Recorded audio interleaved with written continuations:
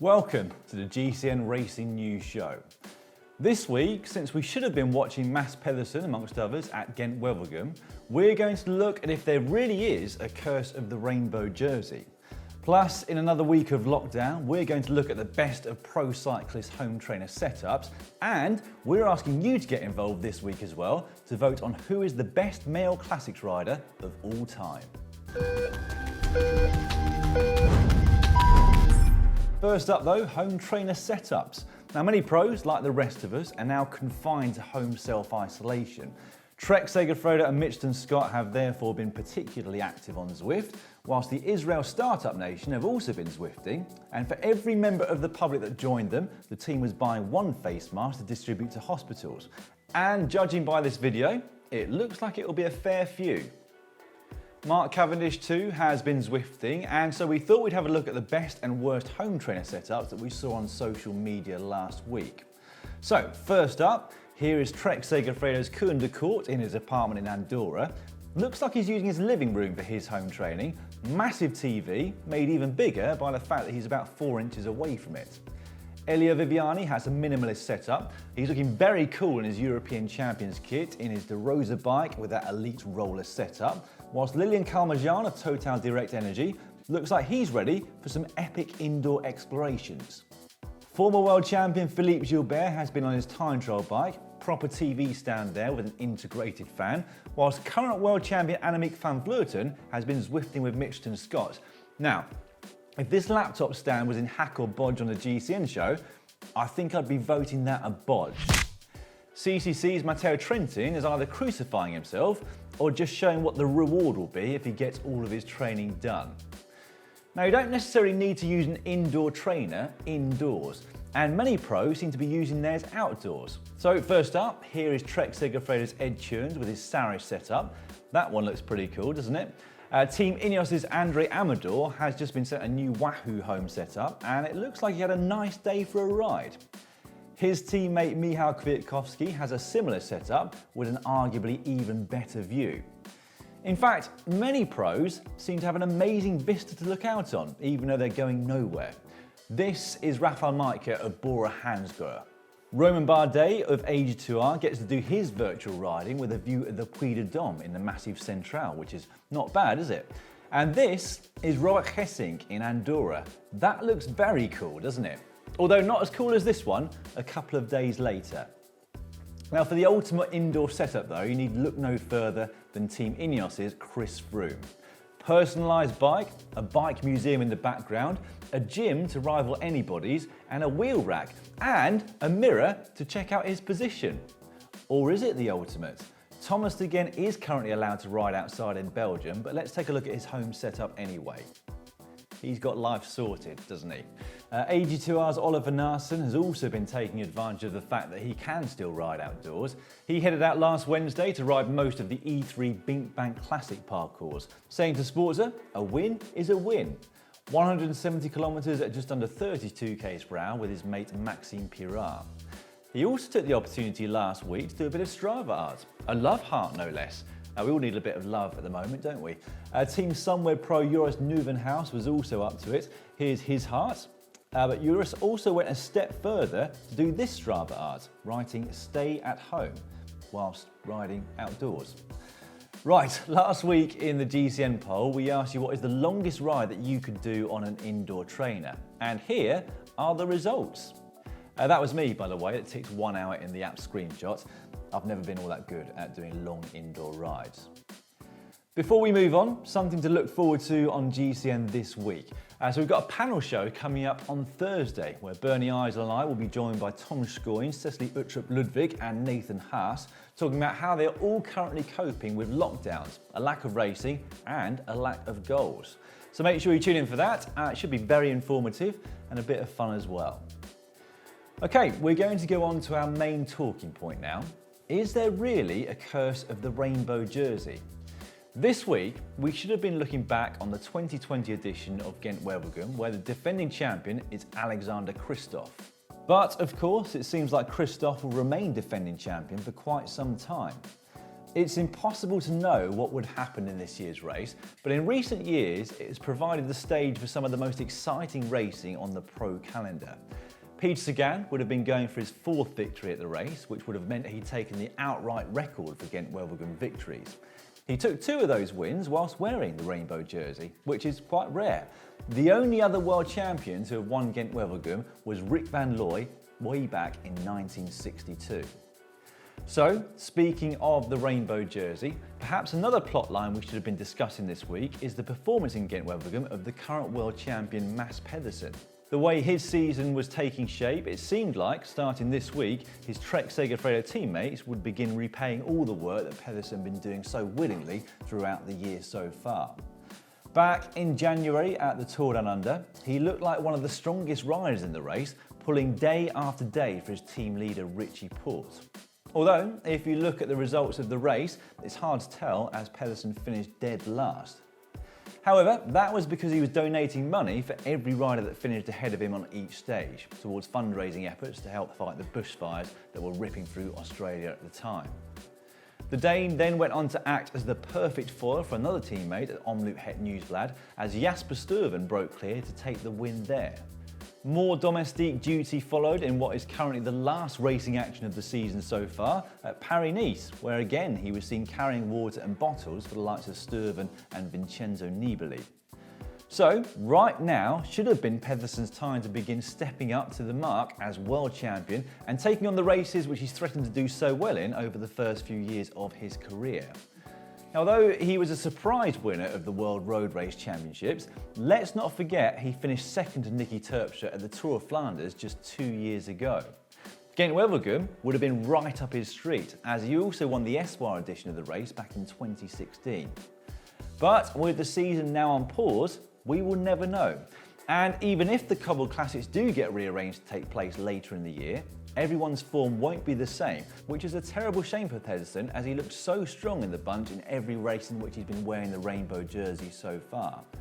And that list of races in which he's been wearing it is sadly relatively small. Including the back end of last season after he won it in Yorkshire, he's competed in just 19 days of racing in that rainbow jersey. On the face of it, this seems like Pedersen is another victim of the famous curse of the rainbow jersey. For anyone who isn't aware of this, it's the idea that the winner of the rainbow jersey is cursed with bad luck for the entire time that they wear it. Now, of course, we hope that Mads Pedersen will get the opportunity to race a lot more this year, because 19 days is very short change for a world champion itching to show their rainbow bands off to the world. As total number of race days go, it's not much more than some world time trial champions have managed in the past. But if Pedersen thinks he's been cursed this year, spare a thought for the women's world champion Annemiek van Vleuten. The men's racing calendar is relatively stuffed with racing for the first 3 months of the year, whereas the women's calendar, sadly, isn't. It's meant that Van Vleuten's had a single race day in the rainbow jersey, but Van Vleuten being Van Vleuten, of course, she won it. That was the Omloop Het Nieuwsblad back in February. This curse has had some very unfortunate victims over the years, the most striking of which are Jean-Pierre Montserrat, who died a few months after winning it in 1970, Rudy Darnans, who was forced to retire with heart problems not long after winning it, and Luc Leblanc, the Frenchman who won it in 1994, who was ravaged by injuries before his Le Groupement team imploded halfway through the following year. So, while Van Vleuten took advantage of her single opportunity so far, it is unfortunately the case that Pedersen has yet to taste victory in the rainbow jersey. There have been more obscure winners of the World Championships than Pedersen over the years. Rudy Darnans, Igor Astoloa, Roman Weinstein and Harm Ottenborst, to name but a few, and yet despite their obscurity and despite the so-called curse of the rainbow jersey, they all managed at least one win in it. In fact, the only men's world road race champion who failed to win a single race in the rainbow jersey, since it was first conceived back in 1927, was the Irishman Stephen Roche. He won it in 1987 and almost immediately suffered a bad knee injury and had a horrendous season the following year. Every year, until the wearer of the rainbow jersey eventually wins a race, the talk of the curse follows them around. These days there are more media commitments for the world champion, which can lead to less free time to rest and relax between races and training. And whilst this can hamper some riders who are not used to it or don't like media attention, this isn't really a curse. Completely at odds with the idea that the rainbow jersey is cursed, there have been some really successful years by world champions. Most recently, Peter Sagan, who we've already mentioned, won Paris-Roubaix and Ghent-Wevelgem in 2018, and the Tour of Flanders and Ghent-Wevelgem back in 2016, all whilst wearing the rainbow jersey. And it pretty much goes without saying that he won the green jersey at the Tour de France in both of those years as well.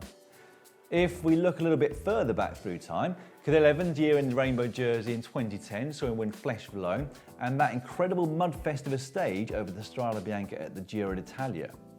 He also wore the pink jersey at the Giro and the yellow jersey at the Tour de France. The only other rider to have done that as world champion was the great Eddy Merckx. And then there was Tom Bonen in 2006. He won Schelders Prix, E3 Prix and the Tour of Flanders. But to find the best ever season in the rainbow jersey, we've got to go back a little bit further than that. Unsurprisingly, we land on the aforementioned Eddy Merckx. So after winning the rainbow jersey in 1971, he then went on to win the Tour of Lombardy straight away, then won Milano-San Remo and Liège-Bastogne-Liège the following spring. And if that wasn't enough, he added just the small matter of the Giro d'Italia Tour de France double as well. However, it depends on what your definition of the best is. If it's quality, it's impossible to argue that there was a better year for a world champion than that of Eddy Merckx. But if it's quantity, then you can't beat the year of Freddie Martins, who won an incredible 57 races in the rainbow jersey after he won it in 1976. There have actually been academic studies into the idea that the rainbow jersey is cursed. One such study is published in the British Medical Journal, and it concludes that the cycling world champion is significantly less successful during the year when he wears the rainbow jersey than the previous year. But this is best explained by regression to the mean, not by a curse. Which basically means that in order to win the rainbow jersey in the first place, chances are the winner was having a pretty good year. So to follow that with a slightly less successful year would be the expected thing to happen. Now, there has also been an entire book written about this very topic. It was called The Curse of the Rainbow Jersey and written by Graham Healy. He goes through some of the more interesting and tragic tales of those who've been cursed, but in the end, he also concludes that there is no curse and the tales of woe would be no different if you picked any other race, like the curse of Paris-Roubaix winner or even the curse of the rider who finished fourth at the Tour of Qatar.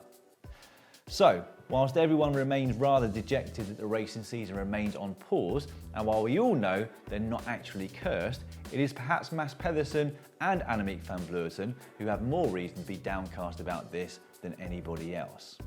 And again, I will stress, obviously this is only bike racing and there are a lot more important things to be concerned about in the world right now. But it's still okay for riders to be unhappy with their current situation, and it's still okay for us as fans to empathise with them. A year in the rainbow jersey is 1 year in a rider's career, but it's not just a simple case of wearing a different jersey for the year. Cycling careers are relatively short and, depending on who you are, oftentimes not particularly well paid. So usually it's a year in the life of a rider where they can take advantage of their higher profile and potentially make more money than they would have otherwise. Having said that though, we'll try not to think about it too much, but at the rate that the races are being cancelled or postponed, it is not inconceivable that the World Championships may not happen this year in its current slot in the calendar. So, instead of Pedersen being sad that he's only got to race for 19 days, and Van Vleuten feeling the same that she's got a single measly day in the rainbow jersey so far, it's possible they could both be faced with the prospect of being the world champion for 2 years. Potentially more of a blessing than a curse. And it actually wouldn't be the first time that something like this has happened. The Belgian rider Marcel Kindt won the men's world road race in Valkenburg in 1938. By the time it came to defend his title in Italy the following year, the Second World War had begun, and 4 days before the race was due to take place, the UCI decided to postpone it. At the time, they estimated it would be postponed for a month, but ultimately, Kindt would remain world champion for 8 years, as it wasn't until 1946 that the World Championships returned and he was required to defend his jersey. That time was in Zurich. And amazingly, after all that time, he nearly did, finishing a close second behind Hans Knecht. Right, something a bit different now on the Racing News Show.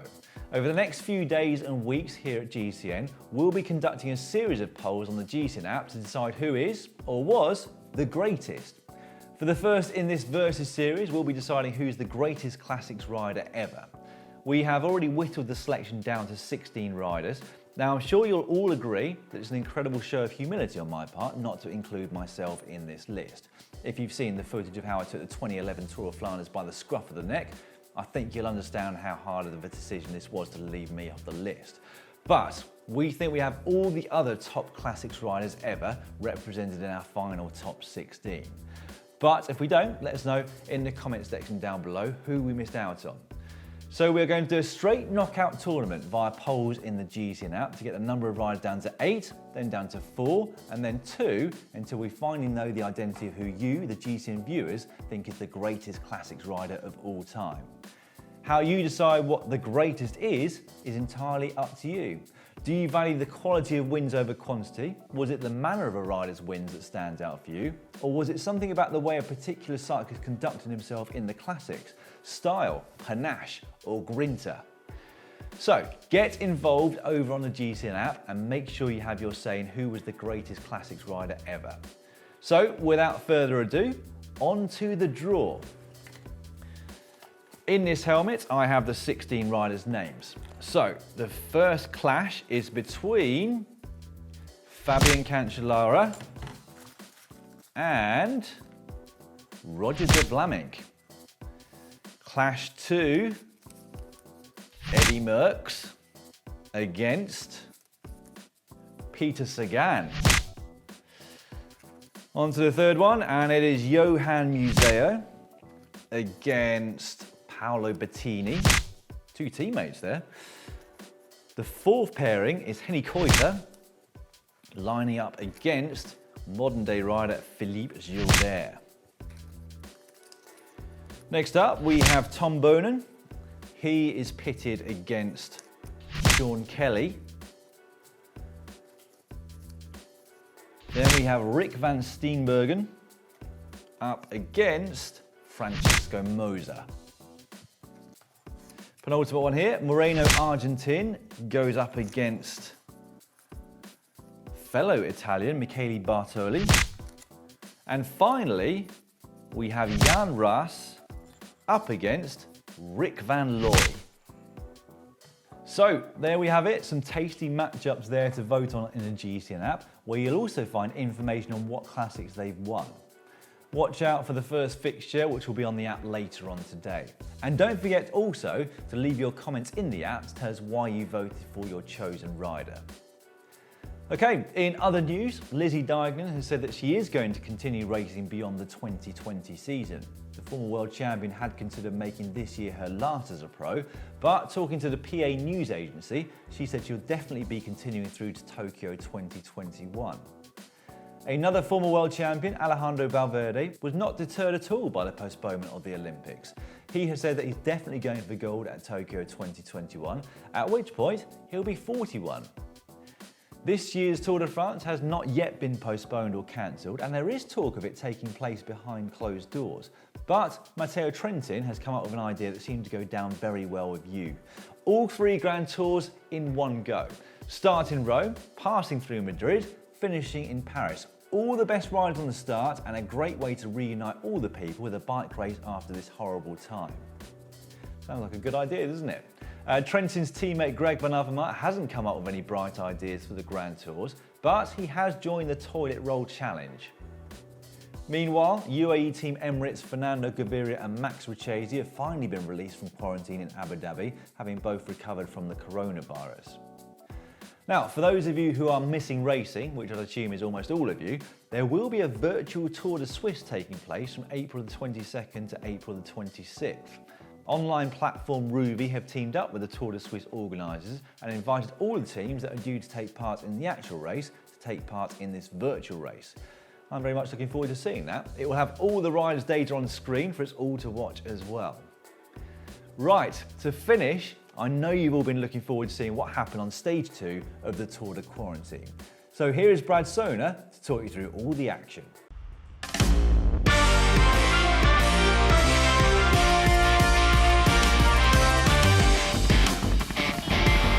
Welcome back to stage 2 of the 2020 Tour de Quarantine. After a big climbing day yesterday, the Queen stage, where we saw e-bike lady dominate on the hills of Alpe de l'Hiver. Today, a day for the sprinters, and it's looking like these three going to go to the line together with Beach Cruiser, white hat, and a lady wearing Adidas track pants. Now they're starting to play games, and that's going to allow Trailer Guy to try to come across the gap here. You see him making an appearance on the left-hand side of your screen with a big surge, but look at this. Trailer Guy is cramping.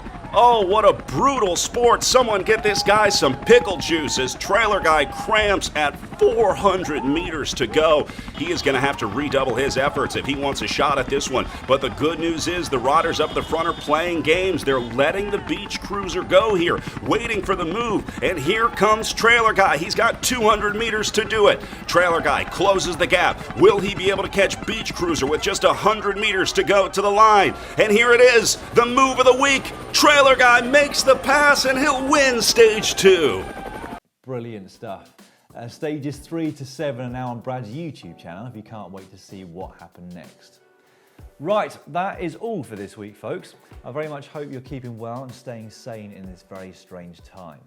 I'll be back this time next week with the Racing News Show, and you can catch the GCN show with me and Si tomorrow. Bye for now.